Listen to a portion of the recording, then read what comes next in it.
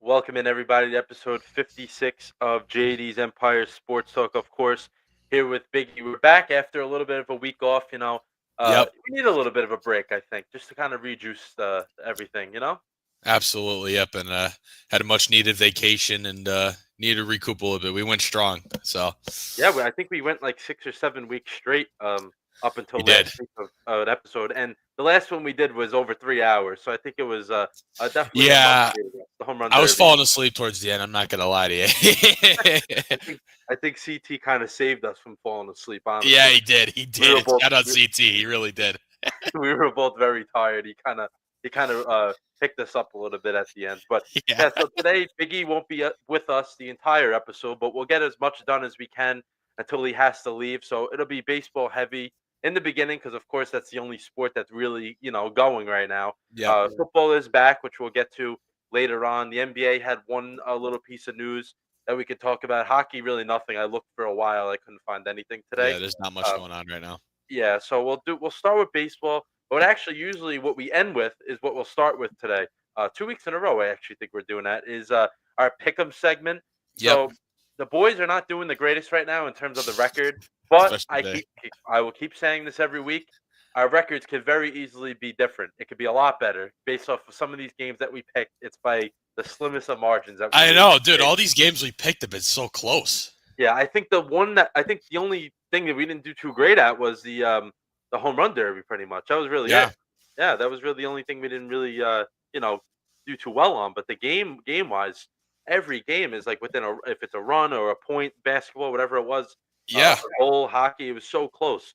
But yeah, I'm 4-4 and you're 2-6, which obviously isn't great. But No, I think once a month from now when football is really in the full swing of things, because we're not going to pick preseason games. There's really no point in doing I that. was gonna say there really is no point.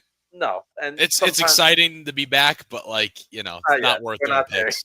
I was gonna say some of the guys that are even playing in those games will probably be like Uber drivers in like 3 weeks. So Yeah, right. like, there's no point in even really picking them No, if you I know what I agree mean. with you. I know, But I yeah, agree with you. we're both trying to look like we have to get back in the win column this week, and this game's not going to be any easier, I think, for us to pick. But the Chicago Cubs and Milwaukee Brewers, both teams tied for first place, which I don't think anybody expected going into this season at all. And it depends Mm-mm. also what the Brewers have done in the past month or so. They are like the best team in baseball. And I say we said this like they don't have the household names, but they just go out there and they get it done. And now they're 62-43, and they have a legit chance to win the division, which is crazy to say I know, yeah. based on what they have. But yeah, we'll pick the game, which actually starts in about 30 minutes. So this is probably the one of the first times we're picking a game that's really going to start as we're Yeah, doing as the we're on show. air, So yeah. yeah, I was going to say so maybe well besides like the derby, but you guys get the point. But I'll probably give an update at the end of the episode in terms of what the game if it's anything's happening. But I'll go first with this one. I'm gonna take the Brewers to win 4-3. I usually always pick low scoring games. I think it's just like the pitcher in me that I like to say it. Yeah. But once again, I mean, in this game, it's a terrific pitchers matchup. Pitchers duel is what I have written down. Is Matthew Boyd has been resurgent since going to the Cubs this year. Soft tossing lefty, he barely breaks 91, 92 miles an hour and has a 2 ERA. It's crazy. He was an all star. And then Jacob Mizorowski, who came up about a month ago, once the Brewers started playing great baseball, he's another guy. He strikes about literally everybody out. He has like 10 strikeouts in every game he pitches in. He was an all-star, which I know there was some pushback about. but he still was an all-star, so you can't take that away from him. Right. Yeah. And he's just been terrific. So this is going to be a really, really good matchup.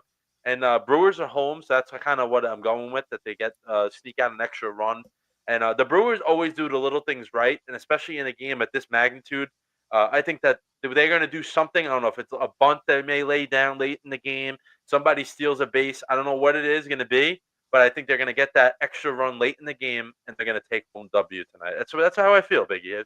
I think it's going to go that way. Yeah, I'm gonna take the Brewers just because of the way they've been playing as of late and them catching up with the Cubs. I mean, for how high we're talking on the Cubs, Yeah, Brewers are right there now. Like we really take a right week there. off, and here we go. The Milwaukee Brewers are in contention to take first. So yeah, I'm gonna go with a 5-2 game. 5-2 Okay. Brewers. I think it's going to be more of a higher scoring game than what you think, a little bit more of a disparity. I just Yeah. think the Brewers are Margin. playing really well right now, and they're determined to really take over the Cubs. And the Cubs have been hot all year. They've been the best They've been team great. Yeah, they've been in that great. division all year. But I don't know. I think tonight is the Brewers' night. I think they get the opening game in this series. Yeah, and you never know for in terms of like we're not going to pick the whole series, but in terms Right, of like yeah. the series for both of these teams, whoever gets this one tonight sets himself up very nicely for the rest of it. I was going to say, I think tonight sets the tone for the entire This, series because if yeah, you're the Cubs and you get knocked down of first place after being there all year, I think it's going to kind of, shift the morale a little bit. yeah, Not saying drastically, but I think it's going to give the Brewers that momentum that they've been rolling with, and I think it's going to set them up to win the series, and it's going to kind of make the Cubs, get a little panic mode, I guess, because they were on top all year, and no one was really coming terribly close. I mean, it was closer than some divisions, to be quite frank, but the Cubs were kind of on top all year, and now Milwaukee's right there, same record, and if they win tonight, they get it. So it's going to really set the tone going forward if they win. 100%, and it puts us right into what we're going to talk about in a little bit, not just yet, but the trade deadline is Thursday at 6 p.m. So this is the last pretty much series that all these teams are going to play with this squad. If they want to Yeah, go out there and if it's a team that's in contention of making the playoffs, they're going to go out there and try to get better. And I would say, I know we're baseball guys, we watch baseball, we like it. I would say the Cubs are going to be the more aggressive team just because they have the ability to go out there and get whatever player they're like, unlike yeah, the Brewers. So that makes this series much more important because you never know with tiebreakers and stuff like that later in the season. The hmm Brewers may try to get this series a little more. Like they may make certain pitching moves within a game to try to really go get it. When the Cubs will be like, okay, yeah, we don't want to lose, but we're not going to try to exhaust all the weapons we have. When we know Thursday we can be bringing in I don't know, with a third baseman, another pitcher, or whatever they yeah. get, they have the ability to do that. Unlike the Brewers, they don't really have that ability to go out there and get whoever they want. They have constraints they have to Yeah, work. no, they do. And that's honestly like, it's really going to be interesting to see how some of these teams go forward, like the Brewers, for example, that don't have the resources to go out there and get somebody, as opposed to some of these teams that may be giving up a lot or Yeah. gaining a lot. You know what I mean? It's hmm interesting to see how these middle of the pack kind of teams are in terms of, their resources and who they can get. And the Brewers, like you said, are definitely one of those teams where they really can't, go out and get someone huge. But like I said, it's going to be interesting to see where those teams, end up after the trade deadline ends. Because we know how some of those teams are. They're going to lose a few guys and they may not be as competitive. And then some teams will gain a guy and then make a deep playoff run. But like Yeah, it teams like happens the all the Brewers. time. Yeah, exactly. Teams like the Brewers. And I can't name anyone else off the top of my head. But like teams like that, it's going to be interesting to see how they go forward. Yeah, and I think one thing we'll do when we get to the standings we'll check in, of course, with the standings. But as we go through, we can go through each team if we want and say what maybe this team needs this.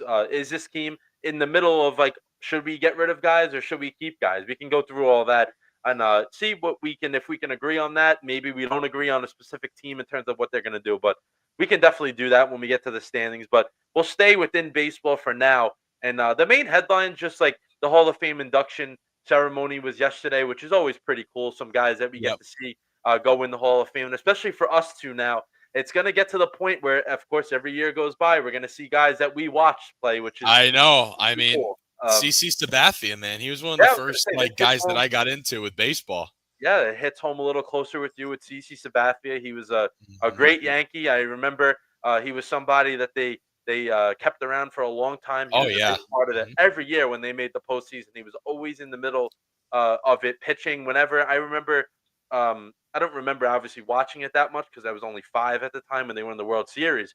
But I do remember hearing stories. Is like he wanted to pitch as much as possible. Yeah. Every 3 days he would start, which obviously isn't the norm for baseball, No, especially but I for mean, starting pitchers. you have someone like that. I mean, you kind of could, in a Yeah, sense. and he was willing to do it. That shows how great he was. Like he knew that he want this is you don't make the World Series every year. I mean, there's not No. many teams that do that. You know what I mean? Like there's obviously teams that are consistently always making the playoffs and stuff like that. But when you have a chance of getting that far, you can't let it slip away because you never know if you're going to get there again. And Yeah. that shows like how much that it meant to him. And it's cool that he's in the Hall of Fame, first ballot as well, which shows how like how good Legendary he is. really was. Yeah. Ichiro Suzuki, another guy, and he was Another great watching legend. the Mariners. Always a guy that got on base. It was insane. Like I he remember watching his last game. It was in Japan. He retired after the Mariners played those games in Japan. Am I right? yes, you're right. It was a Yeah. few years ago. Yeah, they played the Japanese, whatever that they The call it, in the series. beginning Yeah. of And the then he season. retired Yeah, right yeah. after. He made sure he was able to get to that point of playing. He played that, and he was done, which shows like he came from there. Obviously, he came from there to play. He played in that league. Otani, the guy, all those great players they produced from Japan. And Yeah. he was another guy. He was on the Yankees. Obviously, he's not in the Hall of Fame as a Yankee. He's going in as a Mariner because that Of was when course. Yeah. like his damage was made as a Seattle Mariner. But Yes. he was very very talented, very good outfielder, especially hitter. His batting stance is something I still can't get over. How he used to literally run away from the baseball and still hit it the way he did. It was crazy. And then the last guy, Billy Wagner, a longtime closer. I love this story of how he was little. He broke his arm, so he switched the way he threw, and he got all the way to this point. Is absurd. It's Yeah. excuse me, and dealing with a little bit of a cough right now. And then I he can was see that. also a Division III pitcher as well, which shows you never know where it starts. You Yeah. never D3 ever know. represent. Oh Excuse me. yeah.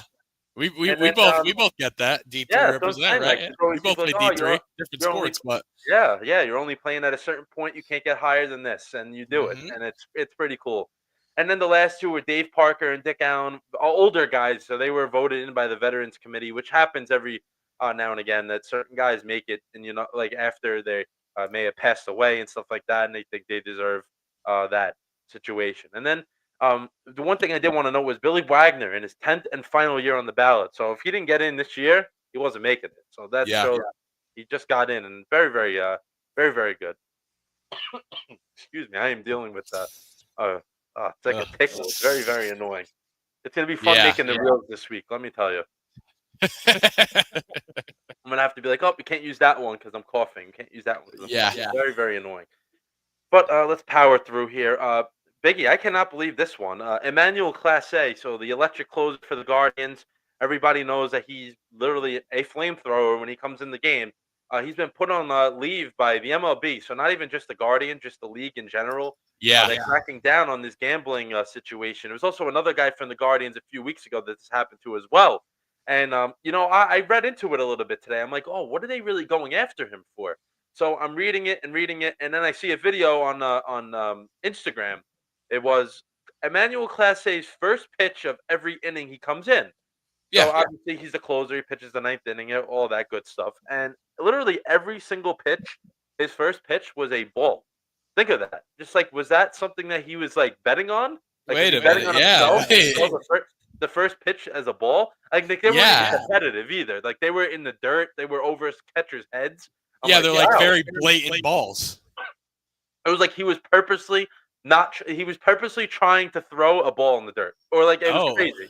Like I don't want to speculate, but I Yeah, but you kind understand. of have to. Yeah, I was gonna say I understand why they're doing what they're doing right now because I don't want to say it's blatantly obvious, but it's like something to keep an eye out for when a guy comes in a game who's that electric. He can't find the strike zone for the first pitch, and then he gets everybody out after that.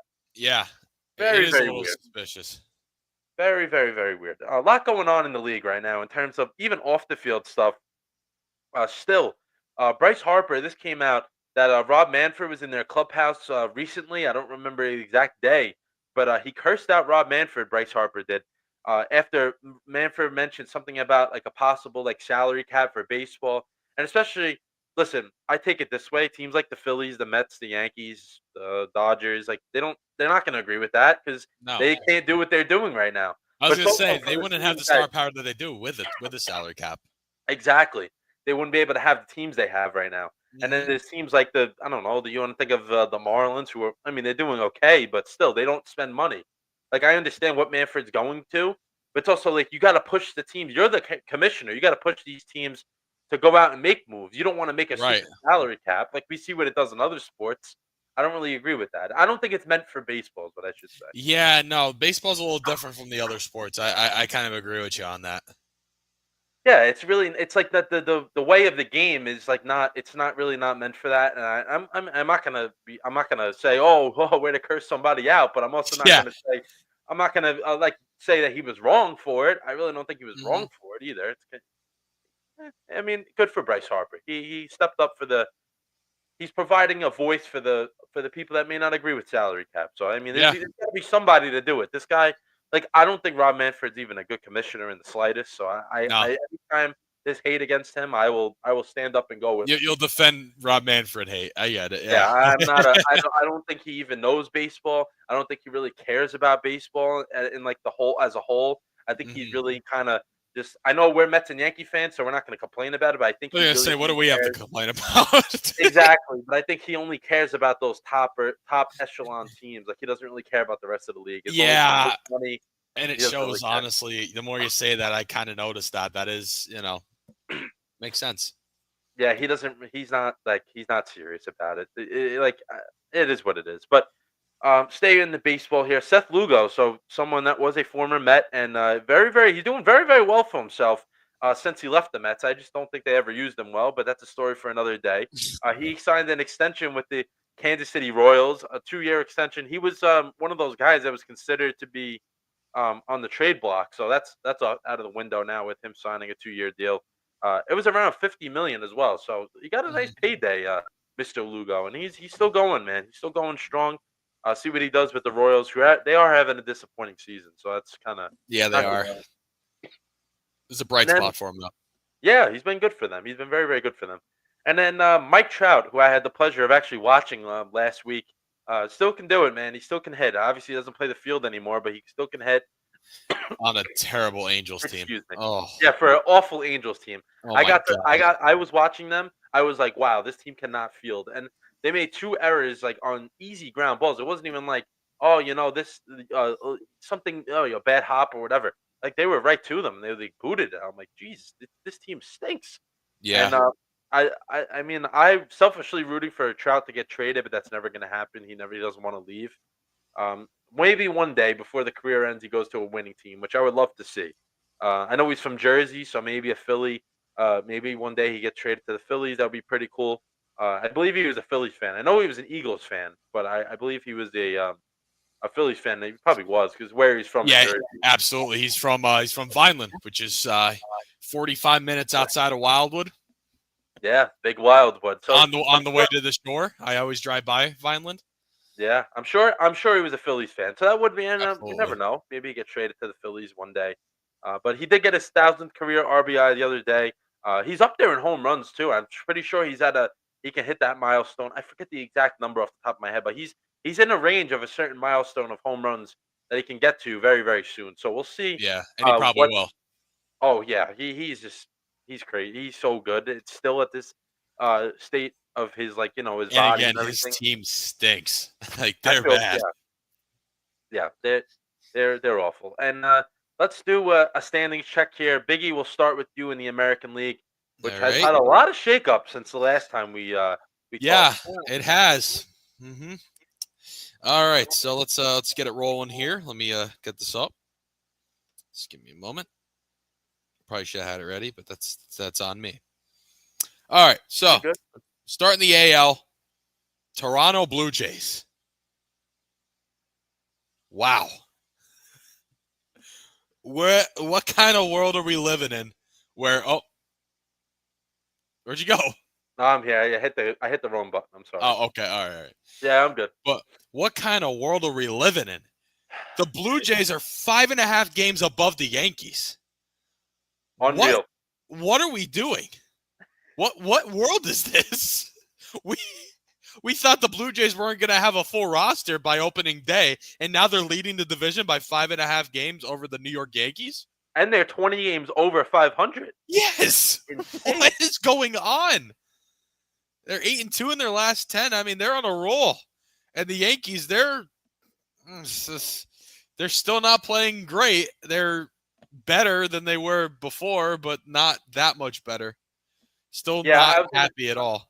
I was gonna say we skipped your how you doing, which we were gonna do before. Let's do that as soon as we're done with the standings, and I want you to save all of your Yankees talk for that because Yeah. I was gonna say a lot has happened since we last talked.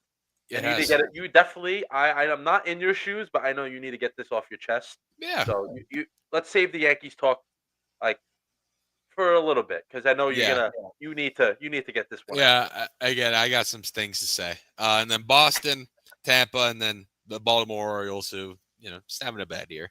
But Toronto, what are we? What is going on?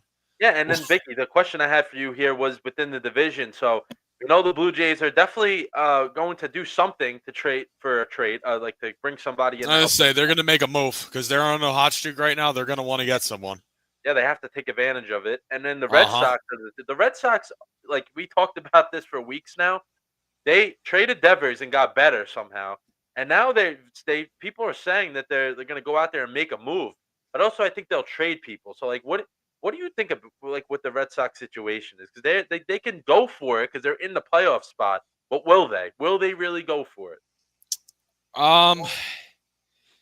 That's a good question. I mean, they're playing fantastic baseball right now, like we said, but I don't know. Are they going to think that they're kind of good where they're at and they don't need to do much, and then it backfires on them? That's the thing. Thinking. But could they make it with this team? That's the other thing you got to think of. I'm in the middle on that because they could get somewhere with the team they have now. But are they going to be like, oh, look at us. We're 5.5 games above the New York Yankees. We don't need anyone else. We're going to roll with this roster, and then it backfires. It could. I'm in the middle on it. I don't really have. I could go either way. It's a coin flipper for this scenario here for Toronto. Yeah. The Toronto and Boston. So both of those teams, they can very, very, very easily say we're going to stand pat or whatever. And then the Blue Jays are the best team in the league. So really, what do they need? But also, it's not even sometimes at the deadline. It's like some teams don't think they need that much, but they want to be like they want to go out there and say we have a good team, but I think we just need to add one guy just in case. Hone in on what we have and keep it going. You know what I mean? Because we're doing well. If we add some more talent, we can keep it going.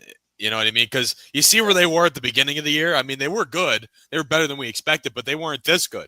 It took them till after the All-Star break to get to this point. Now, that has happened before. I mean, look at the 2021 Atlanta Braves that won the World Series. Remember that?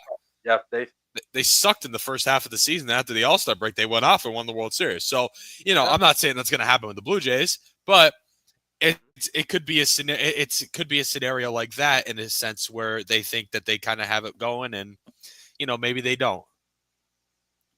Yeah, I agree with you 100%, and it's going to be very, very interesting to see what happens on Thursday, just because there's so many teams that have a shot. But sorry for interrupting. I'll let you keep going. You're good.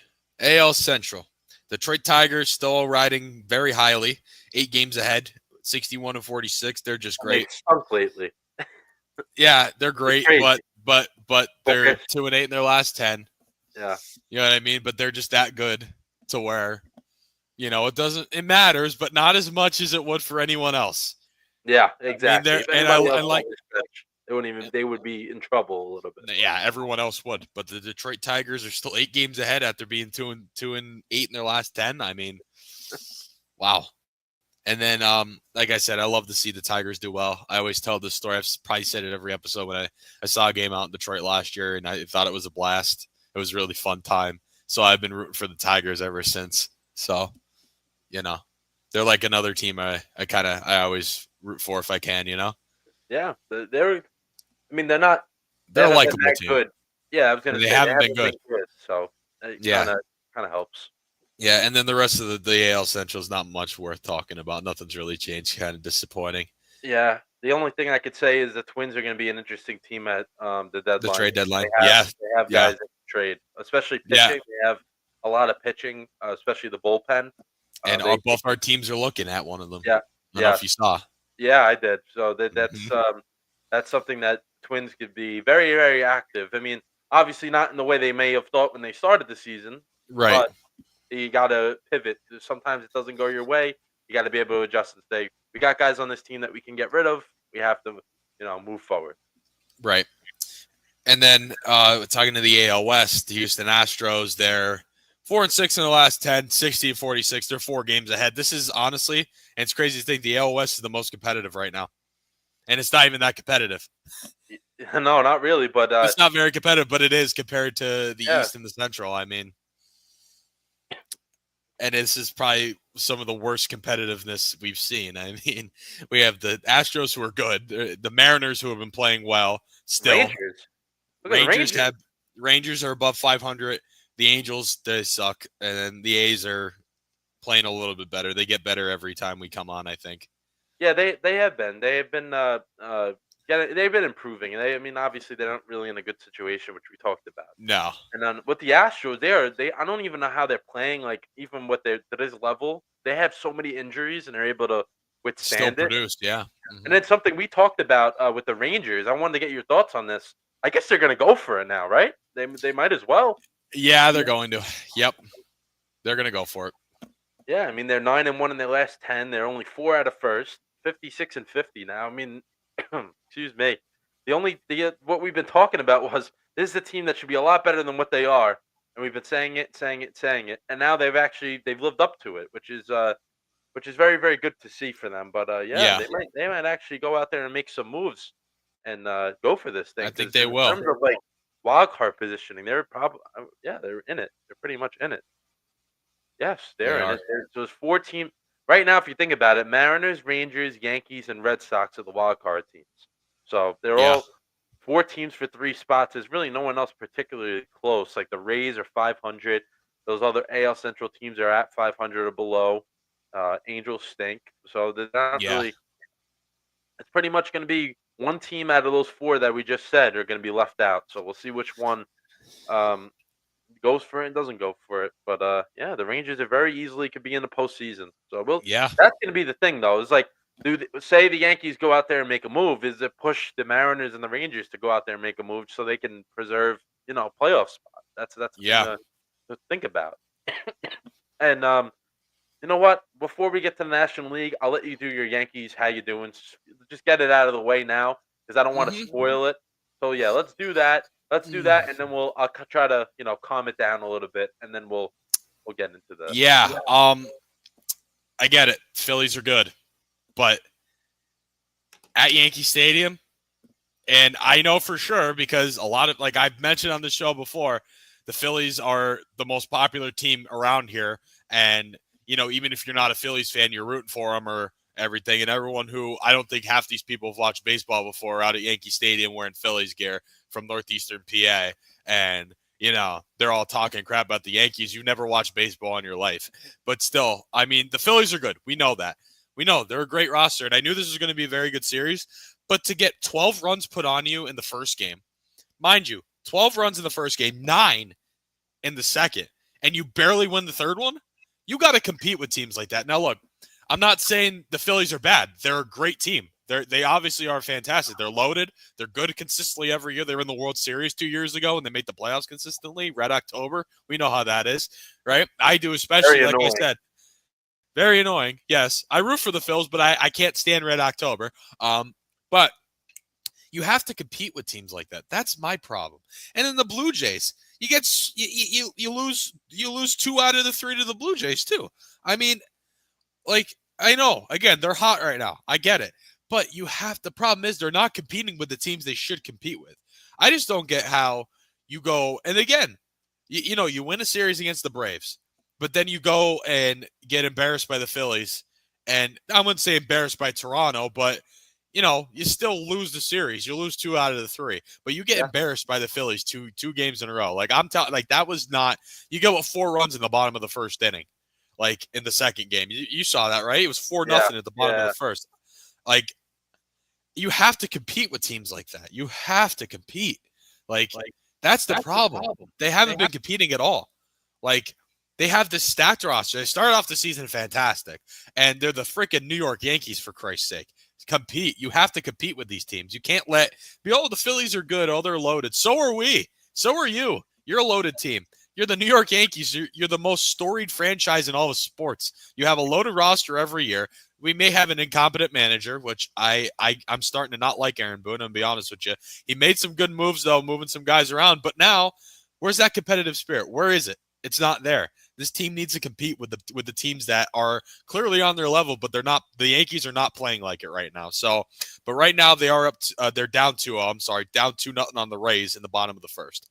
So again, you got to compete with this team, especially a team like the Rays in your own division, and you're 5.5 games out of first behind freaking Toronto. Get it together. Fire Aaron Boone at the end of the year. Get rid of him. And I know they won't. They won't do it. But he's going to be there forever, and we're going to be, either, barely making it out of the ALDS or losing the World Series and getting embarrassed by the Dodgers every year. Yeah. It's a tough situation. Did you see the Boone interview? What is it, John Boy? Like the media, like the John Boy. Yeah, John Boy Media. Yeah. Yeah. So they did they always have Boone on the show, and like the guy always knows. I don't know how he does this. He always knows how to push the buttons on Boone that gets him like annoyed. And he brought it up to Boone is like, why is no one show like that passion and what we lost, we're not okay with it. He's it falls on your manager. That? Yeah, but I'm saying, did you hear what he said or no? I didn't hear what he said, but I can kind of. I was gonna say this is gonna probably add fuel to the fire, but he was like, oh, we play all these games, we can't get all upset over one of them. But it's like, if you lose one game and you think about it at the end of the season, that's one less. Say you don't make the playoffs, one game that you maybe put a little more emotion into, you could have won. Like, you know what I'm saying? 5.5 games out of first place, Boone. 5.5 games behind the Toronto Blue Jays. 5.5 games. Oh, they don't matter. Yeah, they do. You've fallen into a skid to a point where you're out of first place when you were dominating the AL East for the first 2 months of the season, and you're the freaking New York Yankees, like I said. Like, I don't get it. These games matter, buddy. These games matter. Yeah, I was gonna say they definitely do. And then every game matters. A few other things I actually wanted to get your take on was, so we know that the third base position was a black hole for them.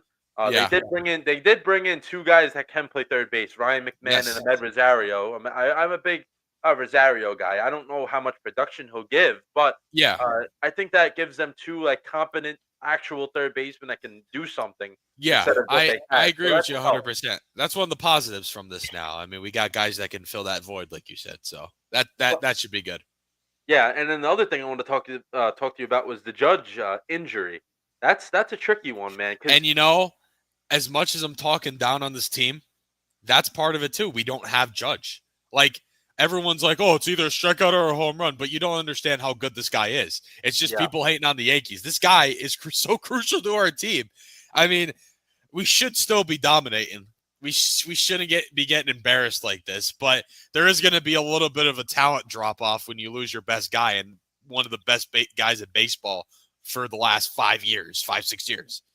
Yeah, and I was going to say, just because obviously he's great, but he doesn't only affect himself. He affects the team, everybody in the lineup. It just makes it like him not being in the lineup moves everybody else up a spot, which doesn't always work. Yeah, you know what I'm saying? Like, it's a big thing. It's not him.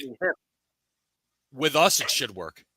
On paper, I agree. And Aaron Boone should be good enough to, if he can have a roster this good, he should be good enough and he should be competent enough to get, these guys going. Like I'm going to go through our roster right now. I'm going to go through our depth chart in our roster right now. You ready for this? I mean, you have a roster, and I get Judge is out. You have Cody Bellinger. Anthony Volpe, who's been okay. He's been all right. Jazz Chisholm. Ben Rice is even good. You know what I mean? He's playing well. Austin Wells is playing well. I mean, I don't know how you don't get good. You don't produce with these guys. This is still a very solid roster. And then even some of the guys second in the depth chart. I mean, let's look at like Paul Goldschmidt's having a great season. For how old he is, he's playing well. He really is. Peraza's playing well too. I mean, you know, it's just I don't get it. Like, how could you not? Like, I get it. You're missing Judge, but you gotta compete still. You still have a very talented roster, and you're the New York Yankees. Like, you know what I'm saying? I just don't. I don't get it. Unfortunate, man. And the thing is, like, now with Judge being hurt, is like it's an elbow problem. You don't know what that can turn into, I was and gonna also, say you know a thing or two about that. yeah, you don't know what it can turn into, and then Yeah, you got to put Stanton in the outfield now because when Judge comes back, he can't play the field; he can only yeah, DH. and I don't and think I'll be anybody honest with wants to you. watch that. Stanton is not a good fielder anymore. He's not at that point in his career anymore. No, not He, even he close. he's only reliable for a couple home runs anymore.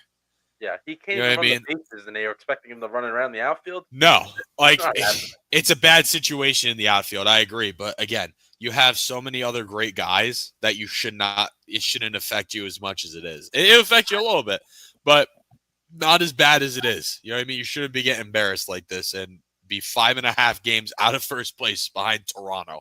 That's all I got to say. Yeah, I feel you, man. I do feel you. And then in a little bit, we'll talk about maybe guys you think they should bring in to try to beef up. Or yes, they're already good team, but like I say they need to beef up their roster right they now definitely because need a again, little bit. They definitely and need a not little just bit of help. Judge. Injuries have been an issue this season too. I mean, you had Jazz Chisholm out for a decent amount of time. Yeah, You had who don't even else? have Cole. Yeah, you don't have Garrett Cole, Yeah, but like you know, what I Steele's mean, not even they available might yet. need to beef up this roster a little bit. Yeah, yeah. We'll get to that in a little bit, but I'll come back in and take over for the National League here. Oh We'll yeah, we start were with doing the that. and then we'll start with the NL East. My Mets are 62 and 44 in first place. They are on a 7-game winning streak. I have nothing really to complain about. They're playing really good. I like the mix of the veterans and the young guys meshing really really well together. It seems like it's working and clicking at the right time. I will see what they do on Thursday, which I'll give my thoughts on that in a little bit. Phillies in second at 60 and 45. They're a game and a half out of first. I feel like they had a really, really good shot at extending their lead against the Mets, and they didn't. Mhm. And now they let the Yeah, Mets slip right back in first place. That, I think, will haunt them a little bit. They could have yeah, very easily had a big lead when the Mets could not win a game for a month, pretty much. They had yeah. I 4 remember. within like 20-something games. And the Phillies didn't really do anything to get, to that next level, and it didn't work out for them. And then the Marlins, 50 and 54, 11 out of first, so they're way out of it. But they are playing really, really good lately somehow. I don't know how they're doing it, but they are. They're winning games somehow. They are. Then the Atlanta Braves at 44 and 60, probably we said the most disappointing team in all of baseball. They seems like they packed it in 2-8 in Yeah. their last 10 games. So they came out of the All Star break and have won 2 games since the All Star break. That's not it. No. 17 out of first place. I mean, now they're 6 games from the Marlins, so we thought they could even get to them, and they're probably not even going to catch the Marlins at this point. Nope. Then the They Nationals, won't. 43 and 62, 18 and a half out of first. What were you going to say? The Nationals, they should be better, right? Yeah, I I don't don't know know. why they're not. They're not as good. They're not living up to that. I mean, they're not a bad team. They're not a 43 win team, No, not at all. I which would is say they're surprising to me. yeah, I would say they're around 5. They should be around a 500 team. Like they're not Yeah, good, but they're at not least on bad this, at either. least right at 500. I don't know about over, but they should be at least there. Not In not the mix, this. you want to say? Yeah. Yeah, well, I don't know. I don't know what's going on with them. And see what they do on Thursday because people are saying they're not going to trade any of their young guys, but you never know. You trade one young guy, you like what you get back, they can open up the floodgates for a lot more. So we'll see what happens with the Nationals. Then we talked about this before. The NL Central, Cubs and Brewers tied up for first place at 62 and 43 apiece. Both teams playing well in their last 10 games. So this series is actually the game probably started. Yep, 7:41. So it just started uh, about a minute ago.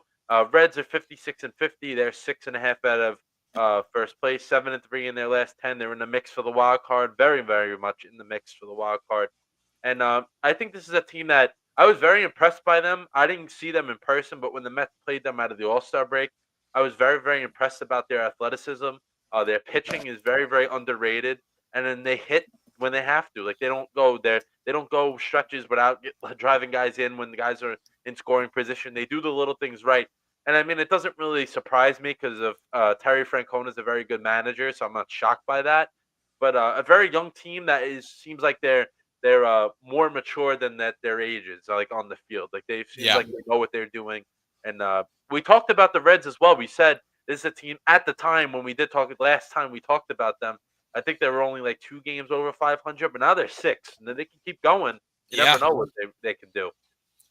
And they have a lot of prospects. If they really want to go for this, they have a lot of prospects that they can say, yeah, we could part with this guy because we have enough.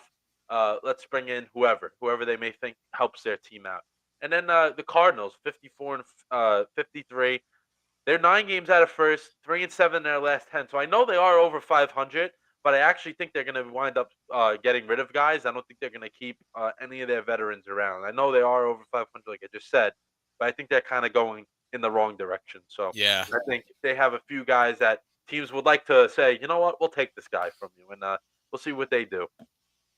And then the Pirates in last place, 44 and 62. They are Oh, 6-4 in their last 10. abysmal. Surprising to me is that they're so bad on the road. That is, I've never even seen how like this is so bad. They're 13 and 37 on the road. That is not even Oh, close. That's not even close to competitive baseball on the no. road. It's crazy. It's actually crazy how bad they are on the road. I'm shocked because they're a winning team at home. They're 31 and 25 at home. So just think if they played a little bit better on the road, what they would be. Hmm. And unfortunately, that's not the case for them. And then the NL West Dodgers at 61 and 45. So something to keep note here. Last time we talked, the Dodgers were well ahead of everybody else in terms of best record in the National League. That's not the case anymore. Cubs and Brewers are tied for the best record in the league. With the Mets are right there, and the Dodgers are right there, and of course the Phillies. So all those teams have any of those teams can go out there. Of course, for the Mets and Phillies and the Cubs and Brewers, they have to win the division to be the best team in the league. But you get the point. Is what I'm saying is like any one of those teams could have the number one seed when it comes to October. So we'll see what happens with that, which wasn't the case 2 weeks ago. The Dodgers were well ahead of the field, and now the gap has narrowed significantly. Yeah. And then Padres 57 and 49. I'm telling you, man, this is one of the teams that scares me the most.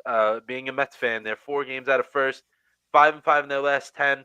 They've gotten better since last time we spoke. Mets actually play them 3 games coming up starting tonight, and Padres are I would say they're probably the most aggressive team in terms of trade deadlines in all Yes. of baseball. They are the most aggressive team. They go out there and they don't care who it is. They go out there. They want somebody they're gonna go get them. And I think I that agree. whoever that is for them this year, whoever they like the most, they're gonna sacrifice and they're gonna go get them. So we'll see what happens with the Padres. And then the Giants, 54 and 52, have been awful. 7 games out of first, 2-8 in their last 10. The Mets Yeah. actually just played them over the weekend, and we know how we talked about Devers didn't want to play first base for the Red Sox. Well, he has been for the Giants, and he has no clue what he's doing over there, to say the least. He Yeah. has no clue what's going on. I could not believe some of the things that was happening. I think it was Saturday he played first, Friday or Saturday he played first because last night he no, I don't think he did last night. He embarrassed himself over there. I mean, he was making plays, but they were like barely even. I don't even know how he was getting these guys out of what he was doing. And then the Yeah. Diamondbacks, 51 and 55, they're 10 out of first place. I told you, this is a team that should be trading their players, and it seems like I mean, they've done it already. They've already traded 2 uh, guys within the last few days, and I would say the prize of the trade deadline is going to be Eugenio Suarez. Yes. He is definitely going to be traded. I don't see him staying with the Diamondbacks just based off who they traded already and some other guys, Merrill Kelly, some other pitchers. They have a lot to offer in terms of the trades. They're kind of in the same boat as the Twins. They thought they were going to be better than what they were, and it didn't work out for them. So now they kind of, I guess we have to get rid of guys. And then to round out the standings, the Rockies at 27 and 78. They are 5-5 in their last 10. So every time they win, they lose the next one, which isn't Yeah. going to do any good for them. at this point of the season. So yeah, standings are all good. The next thing I wanted to get to here was before you leave, because I know you have to leave in a few minutes. So we'll start Yep. with you. Was so you talked about your Yankees in length already, but the trade deadline is Thursday at 6 p.m. Yes, it Something is. that the Yankees don't have a perfect roster. We all know that. So Yeah. Vic, I would like to hear like your top three like candidates that you love to see wearing in the pinstripes. Probably not Friday, but the first game they play with the Yankees, if the Yankees are able to go out there and make a move, because they did make two trades already, but I don't think that's going to prevent them from making bigger moves. I think those were two moves out of necessity because the guys they had playing Right. third base were not MLB caliber third basemen. They were able to fill that void, but I think they have more moves that they can go out there and make, and it's probably, if you would agree with me, on the pitching side, right? Yes. Yeah. A lot of the rumors that are coming out right now are all pitchers. And some of them I'm really kind of happy about. The one that I was kind of intrigued by is Dustin May from the Dodgers was a rumor Okay. of him coming to the Yankees. So that might be nice. I don't think Suarez going off pitchers. I don't think he's gonna come to the Yankees. I don't think we're gonna get him. No, not Um, based off of what they did these last few days with Rosario and no, McMahon. I I don't don't see think it. we're gonna No. get him. I think we're gonna go all in on pitching now. After Yeah, that, after the Suarez thing's out of the picture, I think now we're gonna be locked in on getting improving our bullpen and our pitching game. Another guy, Jake Bird from the Rockies, is someone that we've been heavily looking reliever. at as Yep. well. Yeah, reliever. And then we also have been looking at who we've been looking at here. Let's see. I'm just going through this real quick. I looked mainly at the pictures. Dustin May was the one that caught my eye, though, that I would Uh-huh. be pretty happy to see. Um, and then we're looking at Harrison Bader too. That was the one I mentioned Oh, earlier okay. for the That's Mets and the fascinating Yankees. though. I'm a little intrigued by that because it seems like they have too many outfielders already. So why would they want to bring in Yeah, another one? That's right. That's I know. weird. Yeah, I'm just reading about the rumors. Him and Austin Slater of the White Sox are among the names that the Yankees have been talking about, like Yeah, that's bringing in. weird. I don't know. That's really weird because they have Grisham, they have Bellinger, they have Judge. Obviously, they have I know. Sale, Yeah, who they I want to don't sit I him don't now. see the thought process behind that Oh, I don't get it. And then they personally. had Dominguez too, who Dominguez hasn't even been playing every day when he probably should. And then You they have should be. Spencer Jones. They have Spencer Jones in AAA. Like I don't understand Yeah, what yeah, they gotta yeah. go. They gotta get pitching. I would even say I know Dustin May could be a starter or a reliever, but I would say they should try to go out and get a starter because right now, like the starting rotation isn't too like it's doing okay, but It's really Max Fried. That's all it is yeah, for the and the most new part. kid they brought up, what is it, Cam Schlitter or something like that? Yes. He's pretty good, but you can't rely on him in the postseason. You don't know what he No, can give you. no. You need Uh, more depth in your starting yeah, rotation. Stroman is. I don't think he's Clark anything. Schmidt is eh.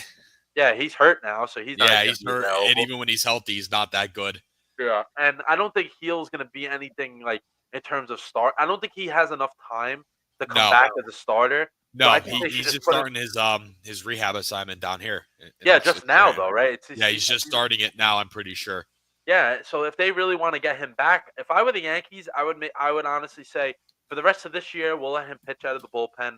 Next year we'll let him start, and that would be Yeah, good for them. And then they go out there and they can go trade for a actual a starting pitcher that could pitch in the postseason because they only got two of those right now, in my opinion. Rodon is definitely a guy that could start in the postseason because he's done it, and Freed, of yeah. course.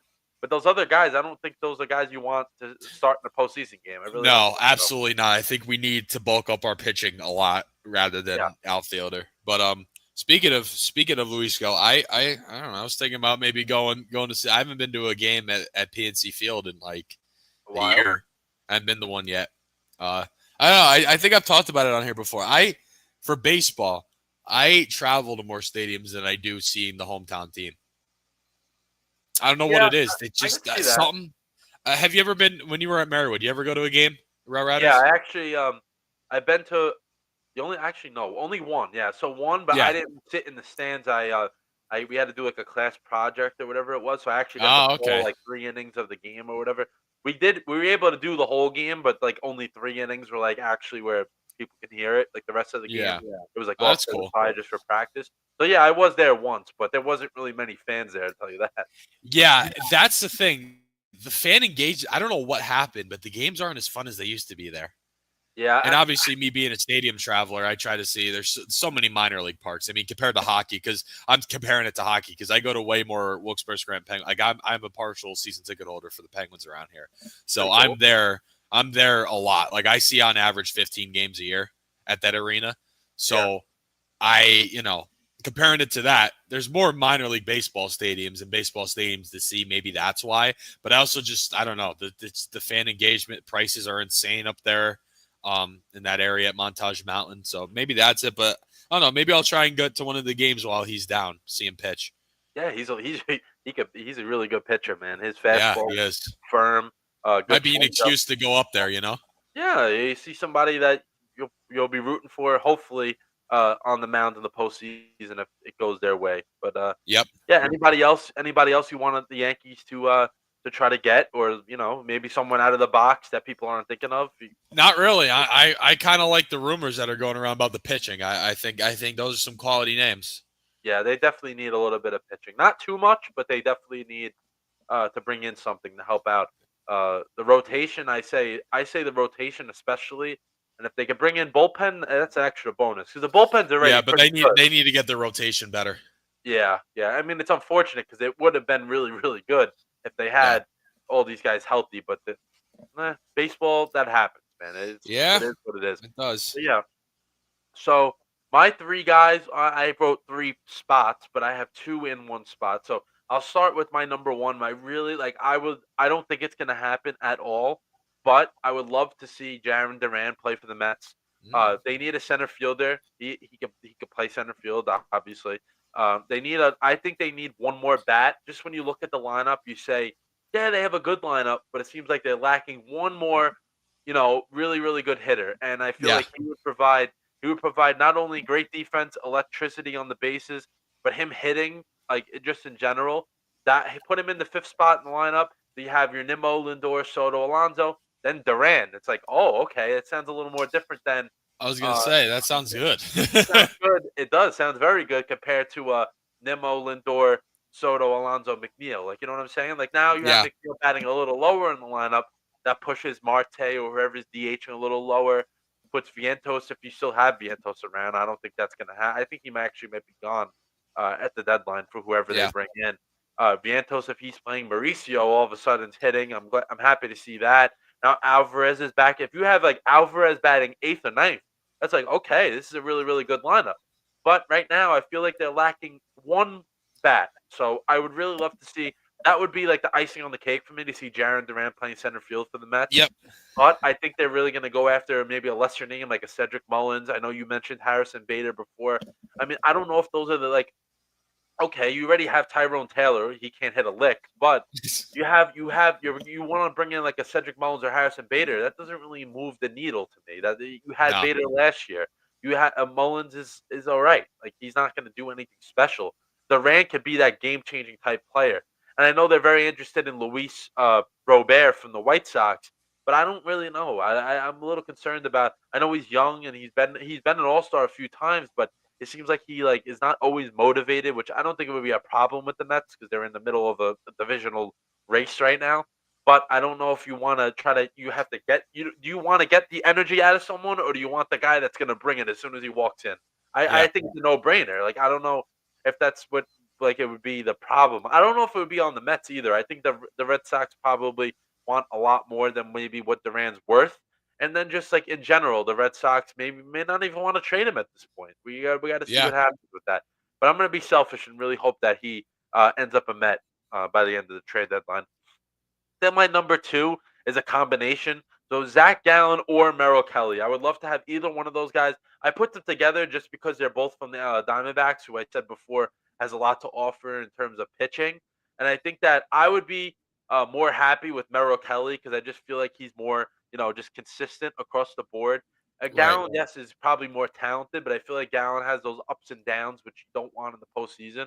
And you take Merrill Kelly, you're like, okay, he's our game three starter in the postseason. He's going to go out there, pitch 6, 7 innings, 3 runs, 2 runs, whatever it is, and you're good. That's what I feel. I think that's what they should go with. If they bring in Gallen, I wouldn't be upset by that either. I know I've been hearing about Alcantara from the Marlins. He's had a really rough year. but he's really, really good. Obviously, we know past years of how good he's been. I wouldn't mind that either, but I don't see the Marlins trading with the Mets. I really don't see that happening ever Yeah. in the slightest. But we'll see what happens. And then my number three is David Bednar from the Pirates, who in the beginning of the year, believe it or not, he was actually sent to AAA, and since he's come back, he has not given up a run. I couldn't believe it, but he hasn't given up a single run since he's come back, and I think it was like it's been 23 or 24 innings uh, since he's come back from AAA's. That's a long time of not giving up Yeah. one run. That is crazy that is happening. And I wouldn't mind seeing him come in before Edwin Diaz. That would be really, really nice to see.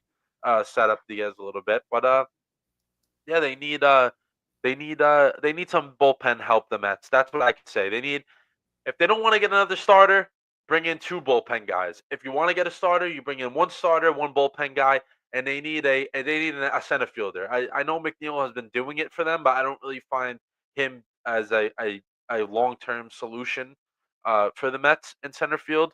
And like I said, Tyrone Taylor, he doesn't hit, so you can't. There's only so much you can do with a guy that cannot hit a baseball, and he can't do it. So it is what it is. But yeah, we'll see what happens. Very exciting though for our teams. I'm very excited to see what both the Mets and the Yankees do at the deadline because both teams, yes, they're very much in it, but they can get Uh-huh. to another level depending on what move they make. And it seems like both teams will be more aggressive than they usually are. It seems like the Mets and the Yankees that kind of lay lower on the deadline days, just based off because they already have good teams for the most part. Recently, they've had good teams, but I think both this year the Yankees kind of have to. They kind of have to make a move that they puts them back in the divisional race. And then the Mets kind of have to hold steady. And I'm sure the Phillies are going to go out there and do something. So the Mets Yeah. they gotta match it. They gotta go out there and match it. But yeah, that'll do it for baseball. And Biggie, it's kind of perfect timing. I know you said you had to leave at 8 at Yep. 7:59. So yeah, perfect timing. Anything you want to leave for the viewers before you leave, and I'll keep going here. Nope. I got a meeting to attend for our partner PA Football News. Shout out Billy Splain, my boss. And yeah, I'll see you guys next week. All right, Biggie. Thanks for coming on Of and talking to course. your Yankees, and hopefully they make you happy before next week because we don't want you Hopefully. to get any more upset than you did before. We really don't. We don't want Exactly. to see it. Right. All right. All right, See man. ya. Yeah. All right, Biggie is gone, guys. We'll keep episode 56 going here. Not that much longer. We're just going to talk about just one thing in terms of the NBA. Billy Donovan signed an extension with the Chicago Bulls, which I think everybody thinks is a little head scratching just because they have not done any winning really for the most part, and now all of a sudden they want to keep this guy for a multi-year deal. Uh, it is what it is with the Bulls. I don't really think they're going to do much in the future. And they probably had no choice. Like, who else is going to really want to coach that team? And I guess they want to keep him around. He's been there for a decent amount of time too. I try to pull up his record. But he definitely doesn't have a winning record. I can tell you that. So not many play. I know they made the play in, but not really many other. Uh, Even with the play in, those were losing teams in general. So that's not really good for the Bulls. But Donovan is signing a multi-year extension with Chicago. He'll stay there. And then I have two little segments of mine, and then we'll talk about the NFL, but we'll sandwich the NFL in between. My "How You Doing" segment is going to be pretty much brief. I already talked about the Mets a ton. I said that they should go out there and get a center fielder, and they should go out there and get two pitchers, either one starter, one reliever, or two relievers if they feel they don't need a starting pitcher. But I do think they're one starter away from really going out there and winning the World Series. I really do think so. It just depends who it is. And then the bullpen, they need a setup guy. They need to go, okay, we're going to get in the postseason. We're going to have somebody, whoever it is, pitches 6, 7 innings, and then have somebody go from whoever it is to Diaz. That's what they need. They need a setup guy. And I think the bullpen, in terms of now everyone's kind of getting more and more healthy, there is depth to the bullpen. I could say that, but they need a more of a superstar type of name. Two other guys I could have said before I forgot. Griffin Jacks is a guy that he's been on the Twins for a few years now. He's transitioned to being a reliever, and he's pretty good. So that would be somebody to keep note. I don't think they're going to go with a lefty because obviously we said they have two. It depends who it is, though. If it's like I don't think the Red Sox would trade Chapman, but if it's a Chapman type of lefty reliever where he's not really, he's going to be somebody that's going to be a setup guy in terms of Someone like Rayleigh, who's going to be a lefty specialist. Gregory Soto is going to be a more of a middle relief guy. He looked really good last night. That was encouraging. He's been good this year in general, but he looked really, really good last night.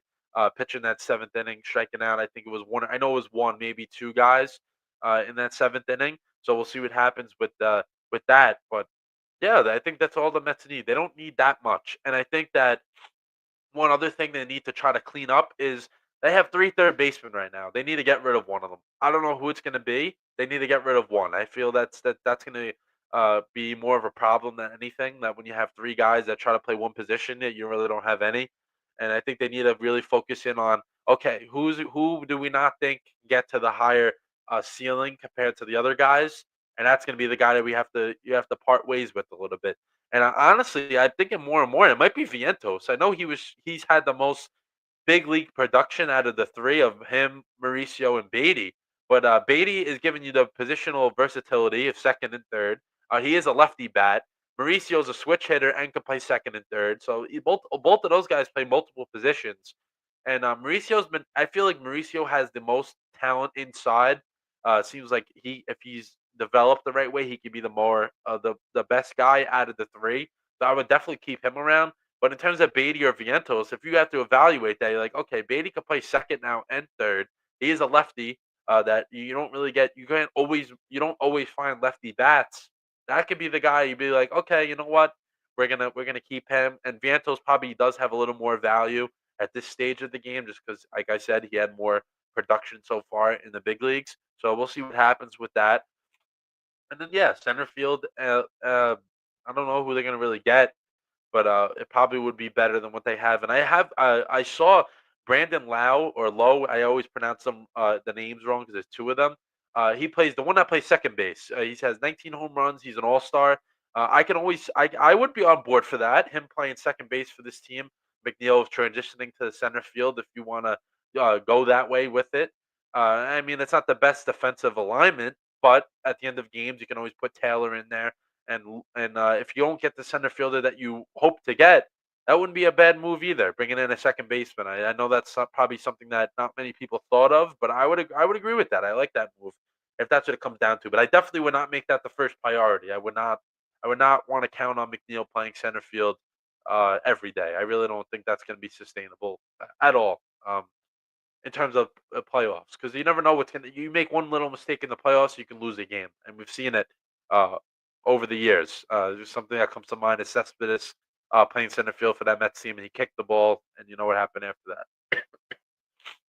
Excuse me. And then the last thing I had for how you doing was the Jets. The Jets are in full swing of training camp, and I know they haven't played any games yet. But the one thing I can say is that they actually know how to practice now. I know that may not translate to wins, but they do know how to practice. I can give you that. They're tackling early on, which is something they probably never did in the past 3, 4 years. Referees are actually at practice. I could not believe that when I heard that they didn't have referees at practice for the last 3 years. And then they want to know why they have the most penalties in the league. Really? How do you even? I can't even comprehend some of the things that were coming out the past few days. And it seems like Glenn likes throwing digs at Salah of like, oh yeah, we have referees here. Where were they the last few years? Will McDonald, I love that story. They taught him the bull rush move, and they're like, "Oh, Coach Glenn, why isn't he done this before? Coaching." And he's like, "Oh, what do you mean by yeah? It's the coaching. We're encouraging him, and we're wanting him to do more than just a spin move. Like these aren't things that were taught before that. Like I don't understand. But I know this may not translate to wins. I'm not saying that, but at least they could practice the right way now, which is something that uh, hasn't been said in a while. So and even the players are admitting it that they didn't really practice hard or very well in the past few years, and that's probably why they look so sloppy in game day, and that's definitely why I should say. And then a little bit, um, one other thing that I saw was Nick Folk got a tryout with the Jets. I would love to see him come back and kick field goals for this team. They have two inexperienced guys right now, and it seems like they're struggling really, really bad. So if Nick Folk can come in there and make some field goals, why not bring him in? He had success with the Jets a few years, not a few years ago. It's been a while now, um, and he's still kicking well. He all these teams that he's played for, it seems like he switches his team every year. Titans, Patriots, whoever you want to think of. He's hit good for them. So why not? Why not give him a chance bring him in. I know they had him with a tryout, but like let's take it serious and bring him in. I would like to see that. And then let's just lead right into the rest of the NFL news before we sign off in a few minutes here. It's more of a quicker episode. Biggie had to leave, and not much. If you're just joining now, Biggie had a leave at 8, and there's not really much else going on in terms of sports as a whole. Just the next few weeks will be a little bit light, and then once football starts, we'll really be having a lot to talk about. But Hall of Fame game is Thursday night. I know that's the main headline, which shows not much is going on in football, but that is Thursday night. Chargers and Lions will take the field. Football's back, man. Training camp has started last week, and games are gonna keep going. I know these two teams started a little earlier with camp. Lions are dealing with a lot of injuries already, so they have to make sure they escape all these games with no issues, or else they're gonna be in trouble quickly. Their defensive line is already banged up, and I mean, they haven't even played one game yet. So hopefully they can keep it that way. And then the Chargers, both of these teams should be really good this year, but obviously we're not going to see their best. We'll see what they throw out there in terms of quarterback. I would expect both starters to not play. I would expect most key receivers, running backs, whatever you want to think of, they probably won't play either. Um, but yeah, happy to see games are back, and then everyone else will start next weekend. So this is a nice little appetizer uh, heading into what should be a really, really fun football season, which usually is the case. Other NFL news: Cameron Sutton reaches extension with the Broncos, which is something that people thought would happen. Happen a little later than people probably assumed, but he is staying with the Broncos. I mean, not right away though. I would say this: in the beginning of last year, when Bo Nix looked like he was lost out there, that was a team that looked like they were like, "Oh, I don't know if Sutton's gonna stay here. I don't know what the case may be with him." But he's signed an extension. He's staying with the Broncos. I actually remember last summer, he was actually a possible trade candidate to the Jets. They were considering trading for him before they did with the Adams situation, which probably, as you look at it now, it probably would have been the better move bringing in Sutton. But yeah, it is what it is. But he did sign the extension with the Broncos.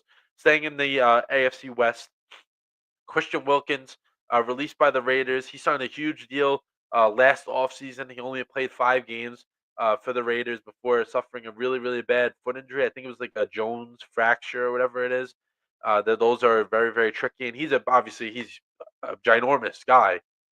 So that's something that they don't always come back from. So that's something to keep an eye on. See what he can do. I mean, he hasn't played since last year, and he's still not really playing, like practicing or anything. That could be a problem. Like at full strength. But any good team, I would go out there and give him a shot. Like he could still play. He just that the situation is very weird. They said like he was like I don't know kissed a player on the forehead or something like that. And the guy got pissed off, and then he went to whoever, and they led to his release. I'm sure there's more to the story, but hopefully that I don't know what that situation was. But in terms of like on the field play, um, he could play. He could still play football at a high level. So I'm sure a good team that maybe doesn't have a particularly set in stone defensive line will like, you know what? We're gonna bring in this guy. He could still play at a high level, and then if you have a good locker room, we'll get this guy in check if he's doing weird whatever you wanna I don't even know what you want to call that, weird stuff.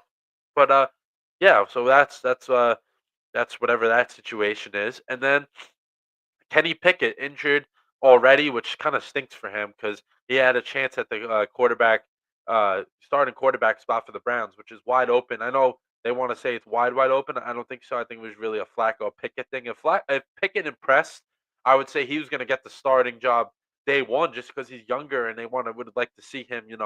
If he could play well, that could be their quarterback. But he's injured now. And then something else in terms of that quarterback situation as a whole was that Pickett was not Pickett. They have 4 guys right now. One of them is expected to be traded. So now it kind of seems like okay, Pickett's injured. By the time he comes back, he's going to be behind a little bit.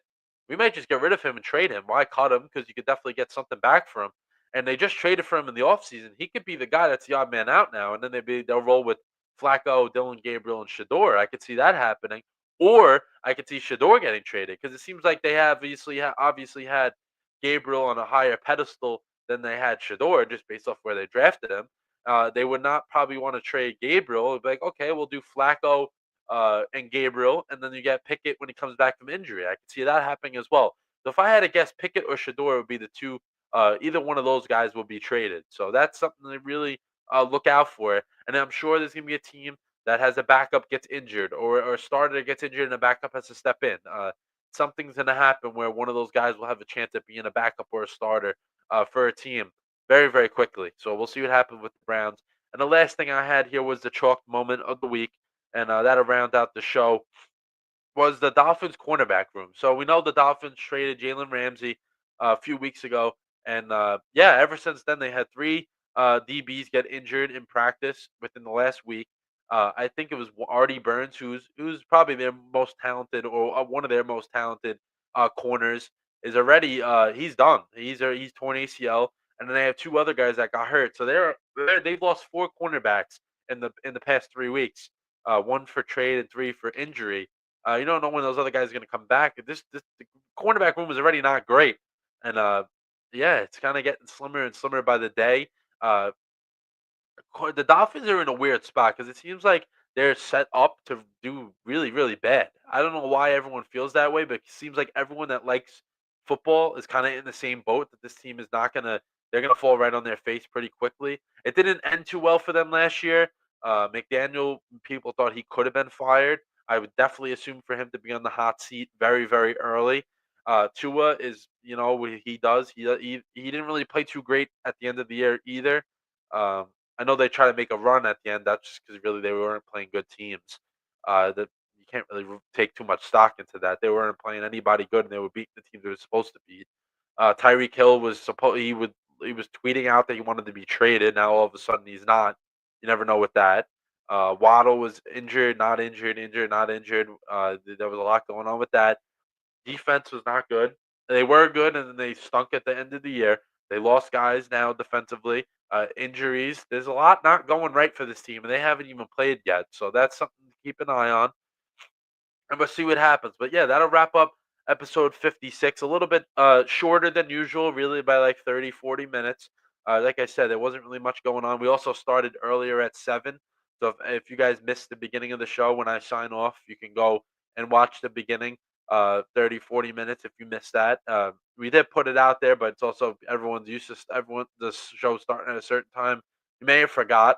We had to just make accommodations for Biggie just because he had to leave at 8. So there was no point in starting at 7:30 if he was only going to be on for 30 minutes.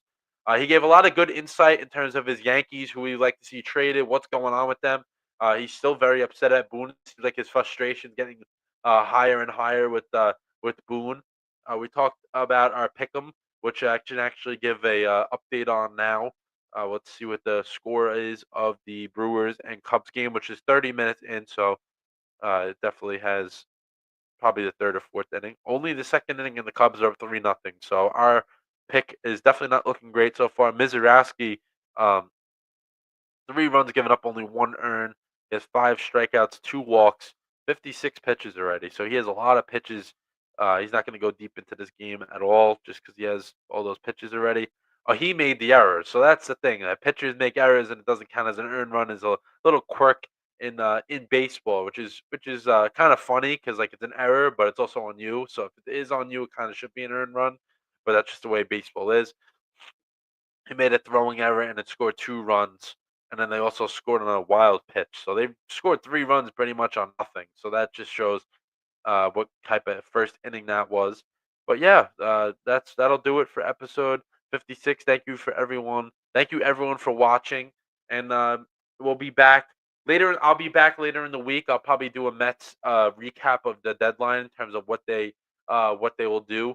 Let's see if they go out there and make a splash move, or they kind of stay under the radar. But if I had my gut feeling, I think they're going to go out there and get somebody big, and I hope that's the case because they do need like I said before, a one hitter and 2 pitchers if they can manage to do that. But yeah, keep going out there. Follow us on Instagram, TJ Productions on the bottom of the screen. JD's Empire Sport Talk, TikTok. Um, Biggie's also on Twitter, so if you like our ex TJ at TJPR, whatever you guys like or feel most comfortable with, we're on all over the social media platforms.